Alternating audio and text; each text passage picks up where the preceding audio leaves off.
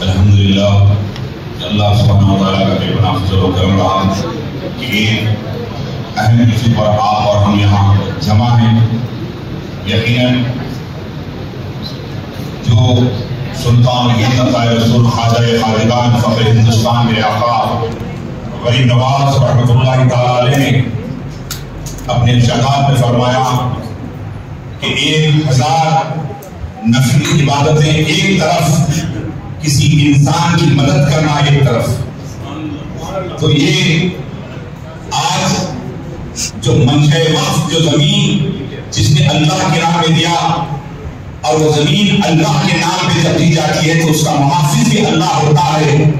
لیکن آپ کی ہماری ذمہ داری کیا ہے کہ مولانا خالد سیف اللہ رحمانی صاحب صدر مسلم رسم اللہ علیہ جو آج اللہ کے فضل و کرم سے یہ مسلم رسم اللہ علیہ کو ایسے ایسے شخصیات ملے ہیں، لیکن آخر میں جس برا وقت میں سمجھتا ہوں اس دور میں آیا ہے تو حیدرآباد کی سرزمین سے مسلم رسم اللہ علیہ کی صدارت انہیں ملی ہے.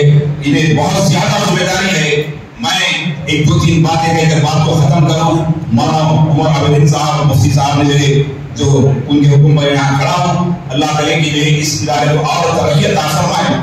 لیکن یہ ملک کو سجانے میں ہمارے اکابرین بزرگان دین نے جو محنت کی ہیں، سلسلے چشتیہ کی یہ ہندوستان، اللہ کے نبی صلی اللہ علیہ وسلم نے فرمایا کہ ہند سے مجھے خوشبو آ رہی ہے. تو اس ہند سے خوشبو سے مراد کیا ہے؟ یا اہل اللہ بزرگان دین نے اس چمن کو سجایا ہے تو اپنے خون پسینہ، اپنے عزیز بدنوں کو چھوڑ کر، اپنے عزیز جانوں کو قربان کر کر اس ملک میں لا الہ الا اللہ محمد رسول اللہ کے پرچم کو لہرایا ہے. اس کے پیچھے اہم وجہ یہ ہے کہ آپ اللہ کے نبی کے پیغام کو یہاں لائے ہیں. تو ہماری اور آپ کی ذمہ داری ہے کہ ہم آپس میں متحد رہیں، آپس میں متحد رہیں. اور یہ جو وقت کا جو قانون بنا کر مسلمانوں کی جو مدارس، خانقاہوں اور مساجد اور قبرستان کو جو زمینیں دی گئے ہیں اسے لوٹنے کا جو انتظام کیا جا رہا ہے، اس کے لیے احتجاج کیسے ہو؟